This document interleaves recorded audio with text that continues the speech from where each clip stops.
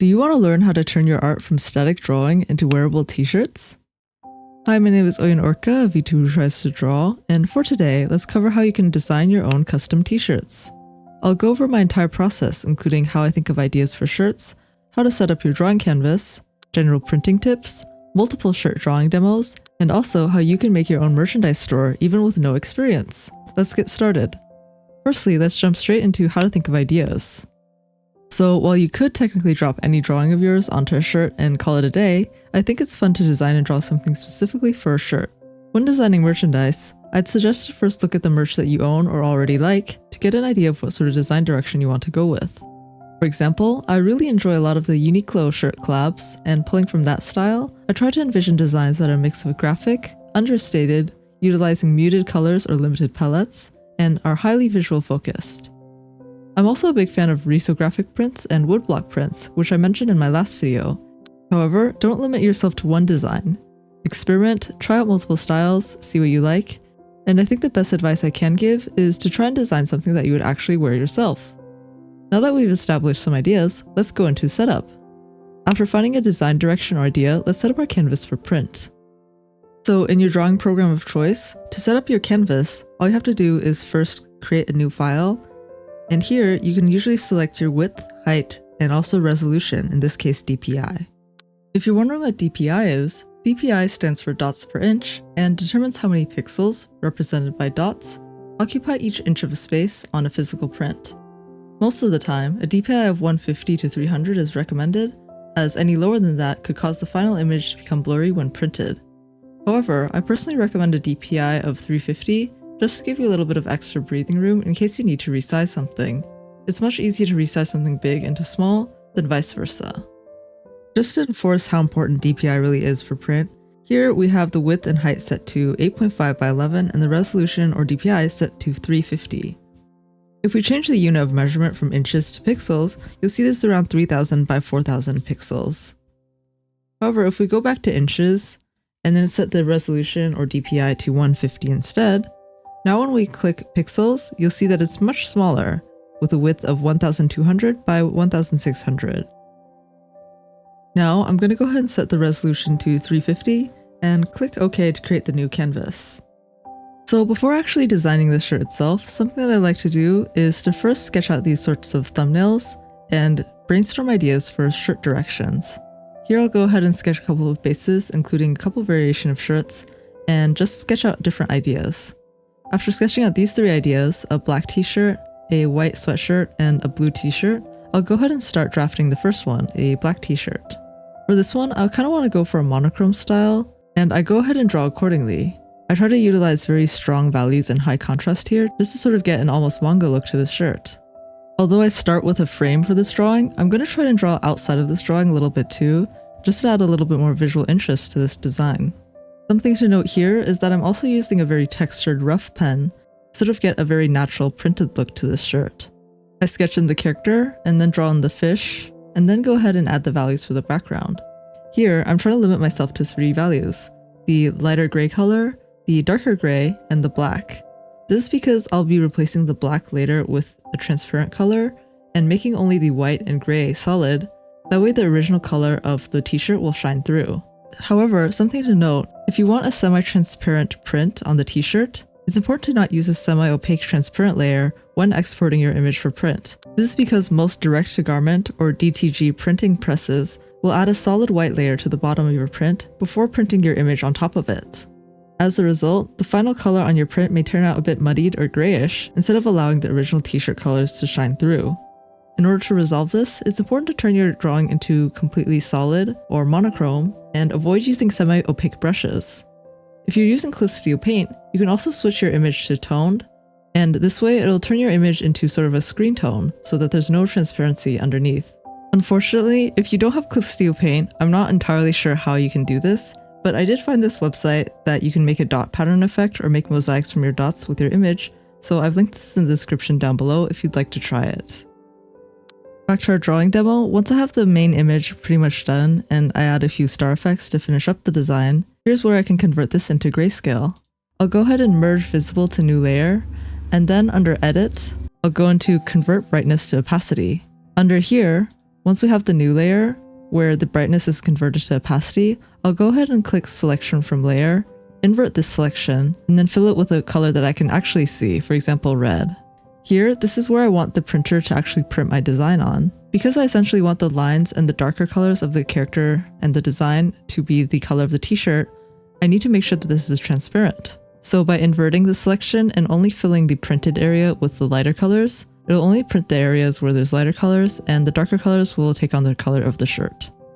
I'll go ahead and set this to light gray instead, like the original, and also use a textured brush to sort of erase from the sides a little bit as well. Now I'll just click the tone button here under the layer property effect panel on Clip Studio Paint, adjust it a little bit further, and add a few more textures until I'm satisfied with it, and export it. Also, if you want to get this effect and don't want to bother redrawing an entirely new piece just for a t-shirt design, you can also apply this effect to existing art as well.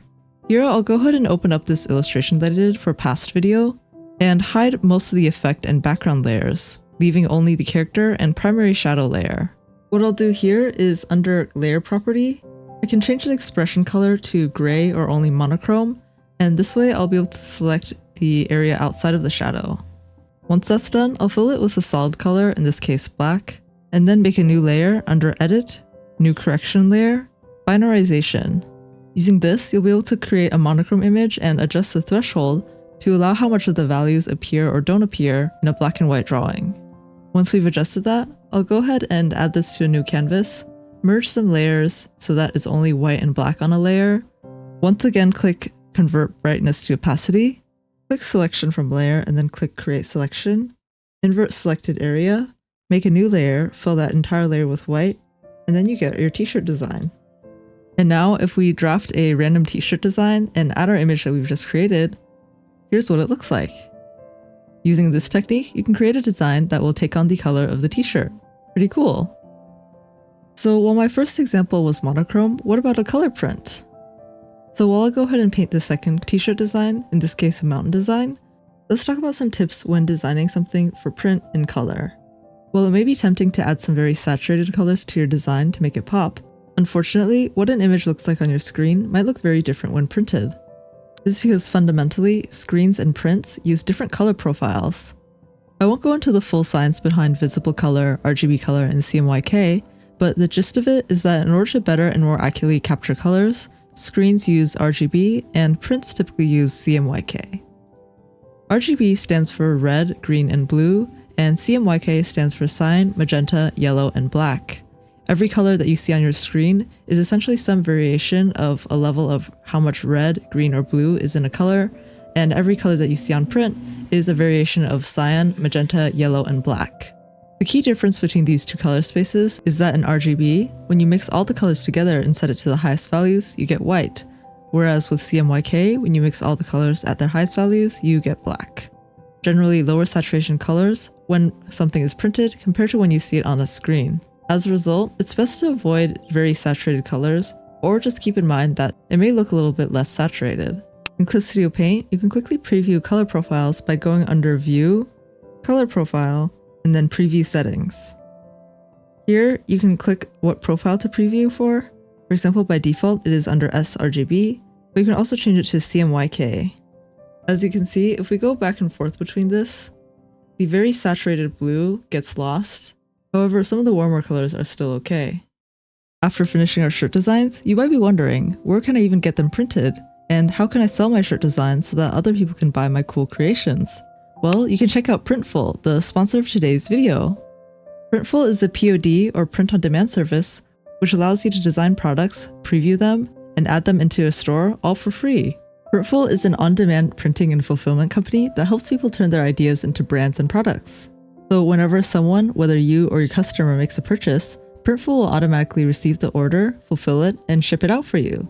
So there's no need for you to manage inventory and shipping yourself. Making and designing your shirt through Printful is super easy. In Printful, you can easily browse for different products. Here, I'll go ahead and select the unisex staple t-shirt, the Bella Canvas 3001. This was the shirt that I used last time, and it's super soft and comfortable, so I'll go ahead and design another one for this shirt. All you need to do is click Start Designing, and here it'll load the design panel. After uploading your image, you can also go back and click Product and select different colors. Here, I'll go ahead and try to only keep to darker colors for the shirt in order to maintain a good color contrast. Something to keep in mind when designing shirts is to ensure that your design has good color contrast with the shirt itself. For example, using our design here, if we put it on a light versus a dark t-shirt, you can see that on the dark t-shirt, the design is much more visible. Inversely, if you had a dark design, it would be better to print it on the light t-shirt. Here, since my design is white, I'll go ahead and choose darker colors. Once I've selected the colors I want for my product, I'll go ahead and click Next, and here's where I can create mockups. Printful has many great professional looking mockup photos already, so I'll go ahead and select one of these.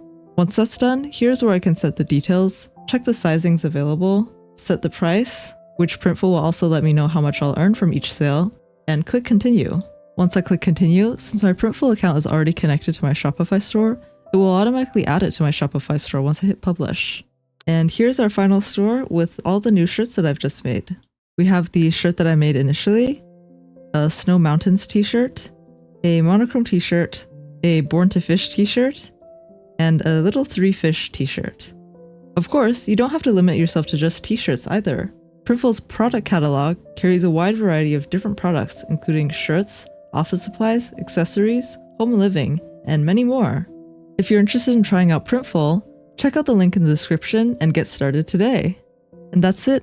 Thank you for watching, and I hope you found this video helpful.